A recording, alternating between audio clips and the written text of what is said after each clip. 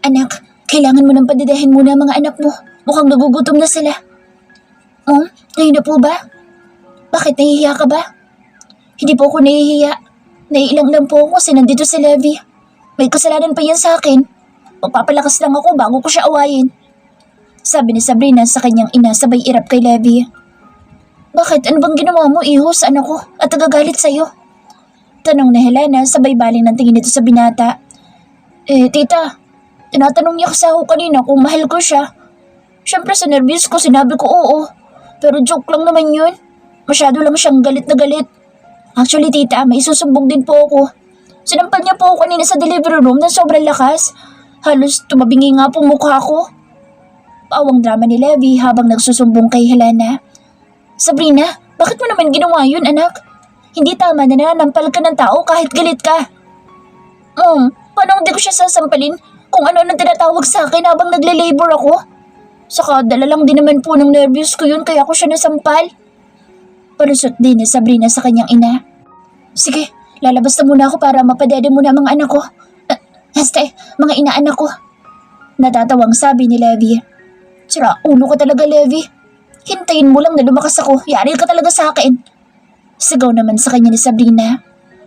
Ngayong nakapanganak ka na anak, ano na bang plano mo? Mag-aaral po ulit ako mo. Gusto kong makapagtapos ng pag-aaral para may maipagmalaki din ako sa mga anak ko pagdating ng araw. Gusto ko din pong kunin dito ang mga magulang ko kapag nakaipon na po ako. Gusto ko pong ibigay sa kanila ang buhay na pangarap ko lang noon. Ang may ahon sila sa hirap at maranasan nila ang maginhawang buhay. Anak, hindi mo na kailangan mag-ipon para makuha sila dito. Kung yan ang gusto mo at yan ang makapagpapaligaya sa iyo, kukunin natin sila dito. At pwede kong bigyan sila dito ng trabaho para dito na sila manirahan. Basta sa iyo anak, gagawin ni mommy ang lahat. Makabawi man lang ako sa mahabang panahon na nawalay ka sa akin. Ngayon na may mas maliwanag na bukas na naghihintay sa akin, gusto kong ayusin na ang buhay ko. Gaya na sabi ni Levi, kalimutan ko na muna sa Vincent at mag-focus ako sa sarili ko at sa mga anak ko. Saka na ako makikipagtuos kay Vincent at Amira pagbalik ko sa Pilipinas. Pero hindi ako babalik doon nang hindi pa ako successful dito sa bansang kinaroroonan ko ngayon.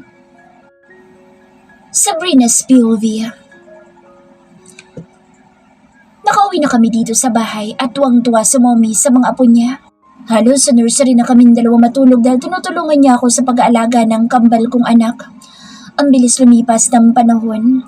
Nakakadalawang buwan na ang mga anak ko. Marunong na silang makapag-usap at ngumiti kapag nilalaro sila. Anak, kailan mo pabalak bumalik sa pag-aaral? Maraming short courses na pwede mong pasukan. Tanong sa akin ni mommy. Pag dumating na po siguro sila nanay dito, para po kahit po paano, mayroon pong titingin sa kambal. Sabi ko kay mommy, ayoko naman po ipagkatiwala lang sa mag-aalaga mga anak ko habang wala ako. Muli kong sabi, sanang-ayun na naman ni mommy ang gusto ko at hintayin na nga lang daw namin ang pagdating nila nanay.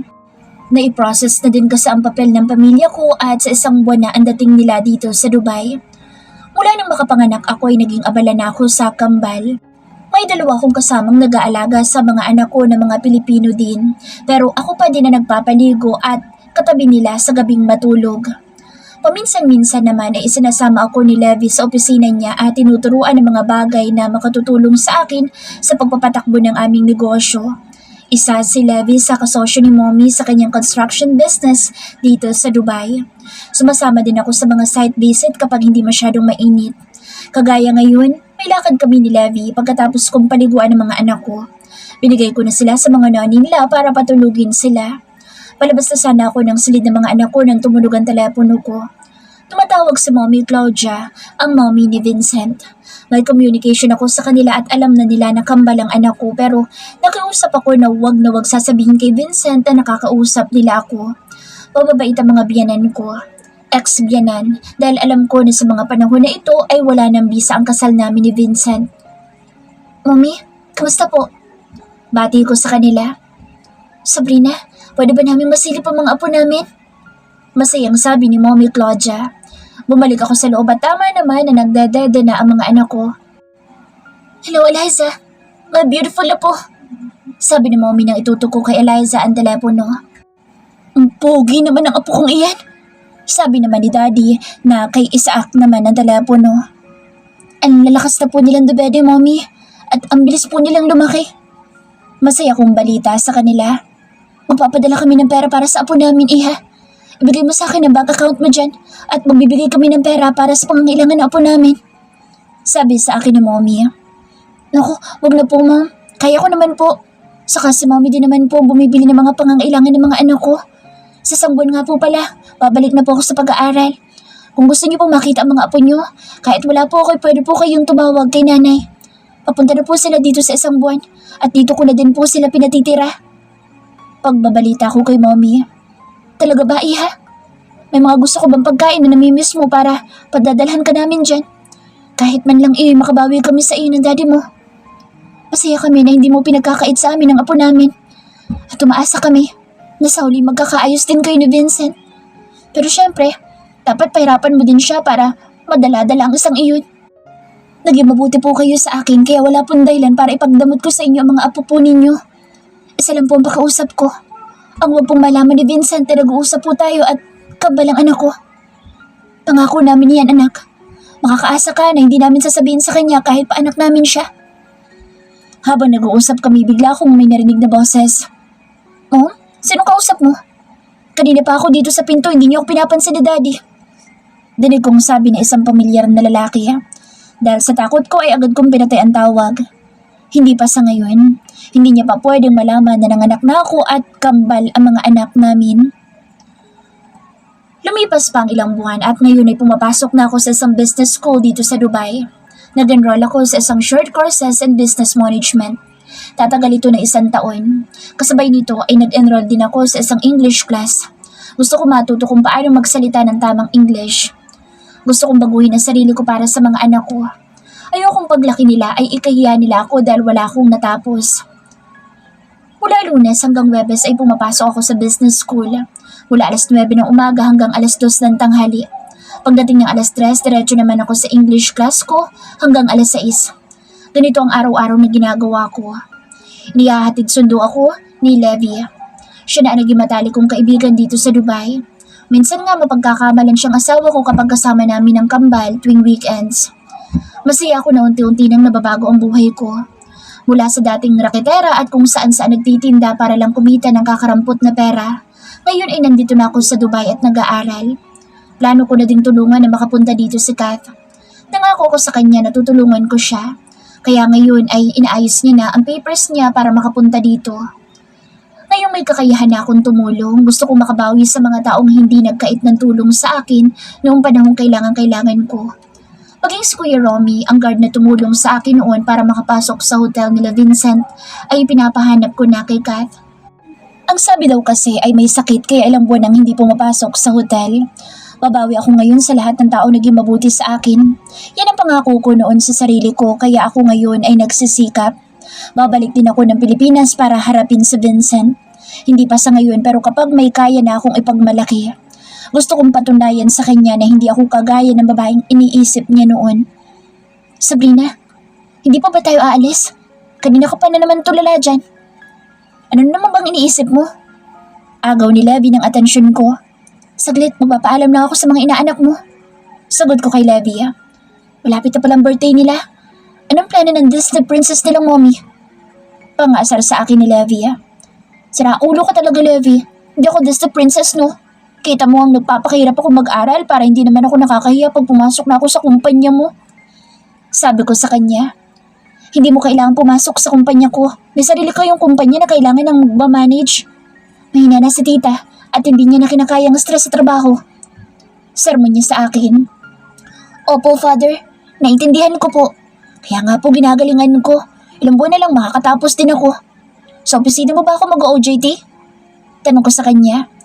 Kahit saan mo naman gusto. Ang mahalaga, may apply po ang mga natutunan mo kapag nasa actual ka na. Hindi madaling maging negosyante. Maraming balakid at stress pero kapag mahal mong negosyo mo at mga tao mo, magtatagumpay ka dahil sila mismo ang tutulong sa'yo para may angat ka. Sabi sa akin ni Levi. Umakyat na ako sa kwarto ng mga anak ko at nagpaalam na ako sa kanila. Naipapasok na po ako. Kayo na pumahala sa kambal. Si CJ po ba pumasok na?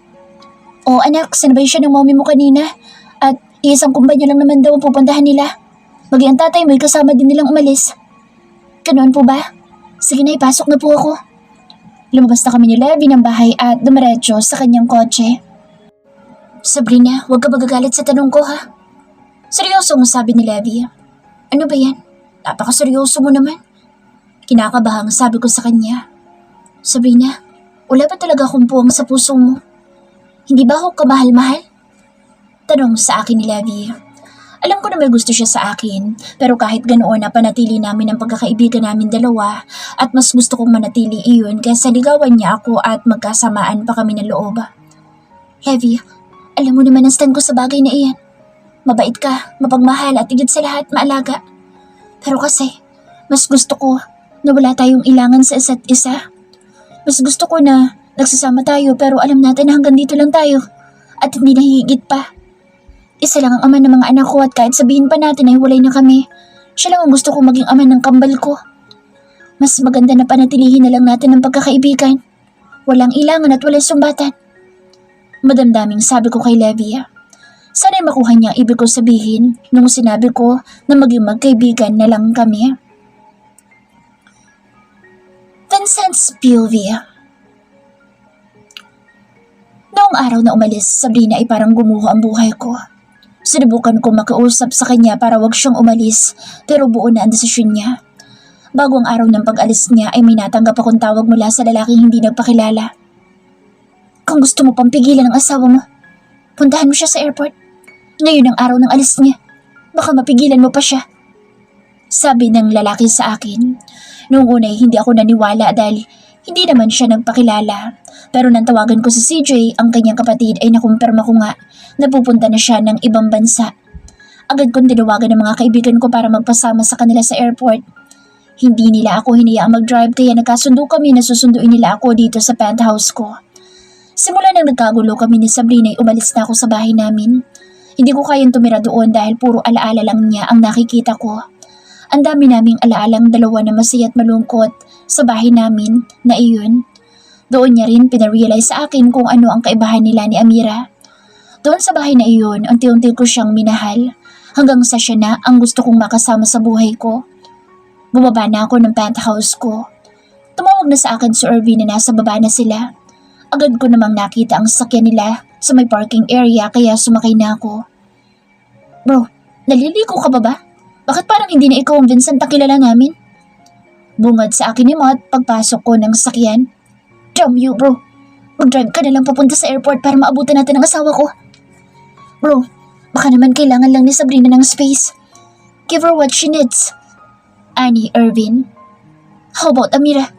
Anong gusto mong gawin sa kanya? Tanong ulit ni Matt. I don't know. Saka ko na siya iisipin kapag natapos ko ang problema ko kay Sabrina. Bro, siguraduhin mo lang na anak mo ang pinagbubuntis na Amira at wala kang kahati. Hindi ako naniniwala na ganoon lang siya mabubuntis. Kilala natin sa Amira. Hindi siya ang mother material na babae. Ilang beses mo na bang hiniling sa kanya noon na magkaanak kayo pero tumanggi siya. Tapos ngayon bigla mo na lang siyang nabuntis. Medyo duda ako sa pagbubuntis niya. Sabi sa akin ni Irvin. Alam ko hindi magsasalita ng ganoon ang kaibigan ko kung wala siyang basehan. Aayusin ko lang ang problema ko kay Sabrina at isusunod ko naman sa Amira. Sana lang makaya ko pang maayos ang pamilyang pilit ko ngayong binubuo. Dumating kami sa airport at nakikiusap kami ngayon sa airport police na papasukin kami at may hinahabol lang akong tao. Hindi sila pumapayag unless may maipakita kaming ticket. Tinawagan ni Irvin ang kakilala naming airport police para siya na ang makausap na papasukin kami. Dumating ang kaibigan naming opisyal na airport police at may isa pang lalaki na lumapit sa amin. Kinamayan ni Matt ang lalaki na para sila magkakilala. Nasaan siya? Tanong ni Matt. Follow me. Nito. Sumunod naman kami sa kanya at lumapit kami sa isang babae na kahit nakatalikod ay kilalang kilala ko. Nagangat ng ulo si Sabrina at nagtamang aming mga mata. Natakot ako dahil wala yung dating pagtingin niya sa akin na makikita mong punong-puno ng pagmamahal.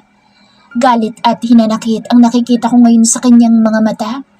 Pinilit ko siyang pakiusapan na kausapin niya ako kahit 5 minutes lang. Nung una ay ayaw niya hanggang sa pakiusapan siya ni Irvin at pumayag siya. Sa isang coffee shop kami nag-usap. Hindi ko siya makumbinsi na wag nang umalis. Matigas na ang puso niya at buo na ang desisyon niya. Naiwan ako. Hanggang sa ako na rin ang sumuko. Sa huling pagkakataon noong tumayo siya muli ako nagsumamo sa kanya na patawarin niya ako. Sa huli, wala pa ring epekto hanggang sa lumuhod na ako sa harap niya. Humarap siya sa akin at pinatayo niya ako. Hiniling niya na kung talagang mahal ko siya, palalayain ko siya. Masakit man sa akin pero hangad ko ang kaligayahan niya kaya ibinigay ko ang kalayaang gusto niya at nangako akong hihintayin ko ang kanyang pagbabalik at hanggang sa tuluyan niya na akong mapatawad. Ang sakit, para akong mababaliw sa sakit habang nakikita ko siyang naglalakad palayo sa akin. Durog na durog ang puso ko. Ganito pala kasakit kapag ang taong mahal mo ay napagod na kakaintindi sa'yo. Nung okay pa kami ni Sabrina, lahat ng pambabaliwala ay nagawa ko na sa kanya. Paulit-ulit ko siyang pinapahiya dahil akala ko si Amira ang buhay ko at dahil sa kanya, iniwan ako ng babaeng pinakamamahal ko. Huli na nang ma-realize ko na pwede palang turuan ng puso at ibaling sa ibang pagmamahal. Huli na nang matuklasan ko na ang tunay at totoo ko palang mahal ay ang asawa ko. Inuna ko ang iba noong mga panahong kailangan niya ako. Dahil naging kampante ako na hindi niya ako iiwan. Nagkamali ako dahil napagod na siya, kakaintindi sa akin. Napagod na siya mapatawarin ako sa lahat ng kasalanang nagawa ko sa kanya. Ngayon wala na akong nagawa para bawiin siya. Ang pwede ko nalang gawin ay palayain siya at umasang sa huli babalikan niya rin ako at patatawarin. Bro, let's go. Hayaan na natin si Sabrina. Baka iyan talaga ang kailangan niya. Kung kayo talaga, kayo pa rin naman sa huli. Sabi sa akin ni Matt. Inalalayan na nila akong palabas ng airport. Huling sulyap ko sa kanya ay papasok na siya sa boarding area. Pagka-uwi namin sa penthouse, alak agad ang kinuha ko. Gusto kong lunurin ang sarili ko sa pag-inom ng alak para kahit papaano ay mabawasan ang sakit. Vincent, ayan na naman ba ang gagawin mo? Ilang buwan mong lulunurin ang sarili mo sa pag-inom ng alak. Alalahanin mo, kasal pa rin kayo ni Sabrina kaya kahit lumayo pa siya sa'yo, ikaw pa rin na may karapatan sa mag-ina mo. Kung ako sa'yo, ayusin mo na lang ang problema mo kay Amira para pagbalik ni Sabrina, wala ka ng problema. Sabi ni Irvin. Ang gago ko kasi bro. Ilang beses na akong pinatawad ni Sabrina pero binaliwala ako. Kahit noong nalaman niyang buntis sa Amira, pinatawad niya pa rin ako pero ang gago ko lang. Dahil noong nakita ko silang nag-away at sa Amira nakita ko nakaupo sa sahig, siyang binuhat ko at dinala sa ospital. Narinig ko tinatawag ako ni Sabrina pero hindi ko pinansin. Umuwi pa siya sa bahay kinabukasan pero ang inabutan niya magkasama kami ni Amira na nasa kwarto. Pero I swear to God, hindi ko alam na magkatabi kami. Lasing na lasing ako dahil sa ipinakita sa akin video ng guard na may kasama lalaki si Sabrina na buhat siya at isinakay sa kotse. Ang tanga mo pala. Tama lang naiwan ka ni Sabrina. Kaibigan kita pero isa kang gago. Hindi ko alam kung nag-iisip ko ba ng tama. Ang dami na sinakripisyo sa'yo ng asawa mo. Ngayon ako na nagsasabi na tama lang yung sakit na nararamdaman mo. At lalong tama lang na iniwan ka ng asawa mo. Ginawa mo siyang tanga nang makapagbalikan ka kay Amira. Yang katangahan mo ang nagdala sa'yo sa ganitong sitwasyon. Kaya deserve mo yan.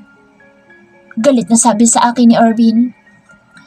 Aminado naman ako na mali ako at baka nga tama lang talaga ang nangyari sa akin. Ngayon, araw-araw kong pagdurusahan ang pagkakamaling nagawa ko. Tigilan mo na yung pag-inom mo, Vincent. Ang may papayo lang namin ay ayusin mo ang problema mo kay Amira. Huwag kang papayag na maisahan ka ng babaeng iyon. Hindi lahat ng maganda ang pinapakita sa iyo ay totoo sa paningin mo. Kung kailangan mo ng tulong, nandito kami para tulungan ka. Naniniwala ako na babalik si Sabrina. Alalahanin mo, may anak kayo. At kilala natin si Sabrina. Mahalaga ang pamilya sa kanya. Kaya kung gusto mo magkaayos pa kayo, umpisahan mo sa sarili mo. Ani, Matt. Hindi ko alam kung hanggang kailan ko ito malalagpasan. Kung hanggang kailan ko makakalimutan pansamantala ang asawa ko. Maghihintay ako hanggat kaya ko at aasa na sa pagbabalik niya ay maging ayos na sa amin na lahat. Ngayon ang gusto ko lang ay magpakalasing hanggang sa wala na akong maramdaman ng sakit. Hindi ko alam kung paano ako nakatulog. Ang huling natandaan ko ay iniwan ako ng mga kaibigan ko dahil ayokong tumigil sa pag-inom. Sinag ng araw ang tumatama sa aking mata. Sino kayo nagbukas ng bintana dito sa silid ko? Pilit kong bumangon at lumabas ng kwarto. Mabuti na matgising ka na. Ano Vincent? Pababayaan mo na lang ba ang kumpanya mo? Anong balak mong gawin sa buhay mo? Galit na sabi sa akin ni Mommy. Mom, masakit po ang ulo ko. Hindi ko po kailangan na sermon mo. Pwede po bang pass mo na ngayon? Reklamo ko sa kanya. Kung mapapabalik mo dito ang manugang ko, titigilan kita. Pero kung hindi, magsawa ka sa bunganga ko. Kapag lang, Vincent, hindi kami kinilala ng apo ko kay Sabrina, sinasabi ko sa'yo, mawawalan ka ng mana sa amin. Hindi rin namin tatanggapin ang anak mo sa walang hiyang babaeng yun. Isa lang ang kikilalanin naming apo. At yun ay ang apo namin kay Sabrina. Kaya ayusin mo ang buhay mo at gawin mo lahat ng paraan para mapabalik dito mag-ina mo. Kung hindi, alam mo na kung ano mangyayari. Binalaan ka na namin noon pero hindi ka nakinig. Pinayuhan na kita pero yung katagasan ng ulo mo, pinairal mo. Ngayong napagod ang asawa mo, kakaintindi sa kagaguhan mo, maglalasing-lasing ka. Wala sa pamilya natin na mahina. Gawan mo ng paraan paano maayos yung problema mo. Galit na sermon sa akin ng mommy. Lahat sila, ako ang sinisisi na may kasalanan sa nangyari sa akin. Tama sila. Walang ibang may kasalanan kung hindi ako. Pipilitin kong ayusin ang buhay ko pero hindi ko alam kung hanggang kailan ako magiging ganito. Sana'y makaya ko at makayanan ko ang lahat para sa mag-ina ko. Uumpisahan kong ayusin ang problema. Uunahin ko sa sarili ko para pagbalik nila, muli na nila akong maipagmamalaki. Walang araw na hindi ako umiinom. Nilulunod ko ang sarili ko kakainom ng alak para lang maibsan ang sakit na araw-araw kong nararamdaman. Hindi na ako lumalabas dito sa penthouse ko. Tingin ko naging alcoholic na ako at may mga pagkakataon pa na gusto ko nang tapusin ang buhay ko. Kung hindi lang ako napigilan ng mga kaibigan ko.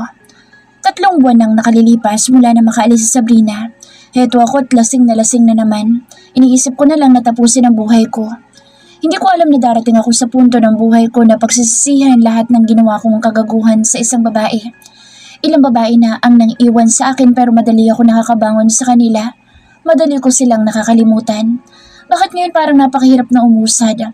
Ilang beses ko nang sinabi na ayusin ko ng buhay ko pero heto na naman ako at paulit-ulit na hinahanap ang lasa ng alak. Dahil kapag nakainom ako, naiibsan ng kahit konti ang sakit na nararamdaman ng puso ko. Naglakad ako papunta sa drawer na pinagpatungan ng TV at kinuha ko ang isang 45 na baril. Pagkakuha ko sa baril ay naglakad ako papunta sa couch at hinihimas-himas ko ito. Iniisip ko na kapag ginamit ko ito sa sarili ko ay tuluyan ang mawawala ang problema ko. Dahan-dahan kong iniangat ang baril papunta sa sentido ko. Buo na ang isip ko na tapusin na ang paghihirap ko. Kakalabitin ko na lang sana ang baril nang biglang may humablot nito sa kamay ko. Sabay isang suntok ang natanggap ko kaya bumulugta ako sa sahig. Nababalo ka na ba, Vincent? Ano, magpapakamatay ka? You are weak! Hindi yan ang sagot sa mga problema mo. Nababalo ka na. Mas matapang pa si Sabrina kaysa sa'yo. Pinili niyang lumayo para protektahan ang anak niya sa mga kagaya niyo ni Amira. Yan ba ang gusto mong malaman niya? Na ang ama ng anak niya ay isang mahinang lalaki? Paulit-ulit na namin sinasaksak sa utak mo na ayusin mong problema mo para pagbalik na mag-ina mo, buo ka na nilang makakasama. Pero anong ginagawa mo? 3 buwan ka na nagkukulong dito sa penthouse mo. Hindi ko na nga malaman kung bahay pa ba to o bodega na. Wake up, Vincent! It's not too late to fix your life. Do it now, bago pa mahuli ang lahat. Galit na sabi ni Irvin. Ano bang nangyayari sa'yo, Vincent? Hindi na ikaw ang kaibigan namin na hindi bumibigay kahit iwan ng babae. Alam namin na masakit, pero diba, hindi mo naman mahal si Sabrina. Kung ngayon mo sasabihin na mahal mo na siya, huli na para dyan. Hindi niya na malalaman. Pinagsabihan ka na namin noon na mapalad ka na sa asawa mo. Nakinig ka ba? Puro ka Amira. Si Amira ang mahal ko. Andun sa Amira, sa kondo niya, puntahan mo para pakasalan mo. Total annulled na naman yata kayo ni Sabrina dahil yun ang pinagkakalat ni Amira sa press. Malapit na daw ang kasal niyo. Kaya nga kami nandito ni Irvin para kumpirmahin sa yung balita. Sabi sa akin ni Matt. Nagulat ako sa sinabi ng kaibigan ko dahil walang ganoon sa usapan sa pagitan namin ni Amira. Hindi ko siya pinangakuan ng kasal dahil hanggang ngayon ay kasal pa kami ni Sabrina. Hindi ko i-final ang pinirmahan niyang annulment paper namin dalawa. Totoo ba na magpapakasal kayo? Mariing tanong sa akin ni Irvin. Kahit lasing ako ay para kong nahimas-himasan. Wala kaming pinag-usapan na ganoon. Lasing kong sabi. Kung wala kang sinabi, dapat magsalita ka. Kalat na yun sa social media. Hindi mo alam, baka napanood na yun ni Sabrina. Bro, kami nang nakikiusap sa'yo. Kung gusto mo pang maging masaya, ayusin mo na to. Huwag mo na sayangin ang oras mo sa pag-iinom at lalong huwag mong pagtatangkaan ang buhay mo. Magpahinga ka na, bro. Babantayan ka namin ni Matt. Bukas sasamahan ka namin magpagupit. Tutulong kami sa'yo, bro. Kakampi mo kami. Kaya hindi ka namin iiwan. Inakay na nila akong dalo sa kwarto ko at pinatulog na nila ako. Hindi ko alam kung anong oras na ako nakatulog. Ang alam ko lang ay umaga na akong nagising. Akala ko'y nananaginip lang ako na nandito ang dalawang kaibigan ko, pero paglabas ko'y nakita ko silang dalawa na nakahiga sa lapag. Dumiretso ako sa kusina at nagtimpla ng kape. Kailan ba ako huling nagkape? Parang hindi ko na nga alam ang lasa ng kape sa tagal ko na itong hindi natitikman. Napangiwi ako nang matikman ko ang kapeng na timpla ko. Parang isang kutsarang asukal ang nailagay ko, kaya sobrang tapang. Itinapon ko ito sa lababo at nagtimpla ng panibago. At sa pangalawang pagkakataon ay nakuha ko ng tamang timpla. Wala akong ganang kumain, sana, pero biglang kumalam ang tiyan ko. Tumayo ako at nagpunta sa ref at may nakita akong itlog, hotdog at bacon. Bigla na lang ako napaiyak sa hindi malamang dahilan. Pero nung piniprito ko ng itlog, doon ko naalala si Sabrina. Ganitong almusal ang niluto niya noong unang araw namin sa pagiging mag-asawa. Habang abala ako sa pagluluto ay nagising ang dalawa kong mokong na kaibigan. Vincent, may sakit ka ba? Irvin, tingnan mo, may himala. Natatawang sabi ni Matt. Magbunyi! Nagbalik ng ating broken-hearted na kaibigan! Pangaasar din ni Irvin. Hindi nagtagal ay natapos na ako sa pagluluto at inaaya ko na silang kumain. Inayos ko na ang lames at pinagtimpla ko na din sila ng kape. Gusto kong bumawi sa dalawang abnormal kong kaibigan. Umupo na kami sa dining at magana na akong kumain. After 3 months, ngayon lang ulit na sayaran ng totoong pagkain ng tiyan ko. Kaya ang laki na ipinayat ko. Ang dami kong nakain para akong isang palaboy na ngayon lang nakakain ng totoong pagkain. Bro, hini-hini naman. Nawala na yata ang table manners mo. Puro alcohol na lang kasi yata yung natira sa utak mo. Sita sa akin ni Irvin. Nang matapos kaming kumain ay tumawag na ako ng cleaner at ipalilinis ko na ang penthouse ko. Gusto ko nang bumalik sa dati para paghandaan ang pagbabalik ni Sabrina kasama ang anak namin. Pumasok ako sa silid ko at dumiretso sa banyo. Binuksan ko ang jacuzzi at doon nagbabad ako ng halos 1 oras. Pakiramdam ko para ako may 10 kilo na libag sa katawan ko. Pagkatapos kong maligo ay nag-shave ako. Sobrang hahaba na ng bigote at nakatatanda na ding tingnan. Ang laki na ibinagsak ng katawan ko. Matapos ang lahat ng pag-aayos ko sa aking katawan ay lumabas ako ng banyo at nagbihis. Isang polo t-shirt ang suot ko at brown slacks na shorts ang pang ibaba ko at isang sneakers. Paglabas ko ay nakita kong napanganga ang dalawa kong kaibigan. Vincent, ikaw ba yan, pre? Ang laki ng transformation mo. Gulat na sabi ng dalawa. Inaya ko na silang dalawa na lumabas ng penthouse ko bago pa magbago ang isip ko sa kanila. Nagpunta kami sa paborito kong barbero at nagpatabas ako ng buhok. Boss, bakit po parang naging ermitanyo ka na? Sabi sa akin ng barbero. Huwag mo nang tanungin yung boss mo at ilang buwan din niyang namundok. Natatawang sabi ni Matt. Pagkatapos naming magpagupit ay bumalik kami sa penthouse ko. Pinagbihis nila ako. Kailangan ko na daw pumasok sa trabaho ko. Wala akong nagawa kundi ang maging sunod-sunuran lang sa dalawa kong kaibigan. Bandang 10:00 ng umaga nang dumating kami sa tapat ng building ko at parang ang daming tao. Pumasok kaming tatlo nila Irvin at nagulat ako nang salubungin ako ni Amira at hinawakan niya ang aking kamay. Sa dami ng press na nakaabang ay wala akong nagawa kundi ang ngumiti lang dahil nagulat ako. Nagkaroon ng interview at lahat ay si Amira sumasagot. Mr. Gomez, kailan po magaganap ang igrandeng kasalan ninyo ni Miss Amira? Tanong na isang baklang reporter. Wala pang date, pero soon, ipapaalam din namin sa inyo. Hindi pa kasi namin napapag-usapan ni Vincent. Alam niyo naman masyado siyang busy. Pero bago lumabas ang baby namin ay sigurado magpapakasal na kami. Sagot niya. Hindi ako makapagsalita dahil sa tuwing tatangkain ko sumagot ay siya ang nagsasalita para sa akin. Hindi ko alam kung plinano niya ba ito. Bakit ang daming press na nandito ngayong araw?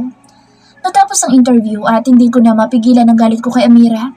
Sa inis ko hinablot ko ang kamay ko at mabilis ang hakbang ng paa ko na pumunta sa elevator. Narinig kong tinatawag niya pa ako pero hindi ko na siya nilingon pa. Pagpasok ko sa opisina ko ay kasunod ko si Irvin at Matt. Bigla din pumasok si Amira. What does that mean? Are you crazy, Amira? I have no intention of marrying you. You know that.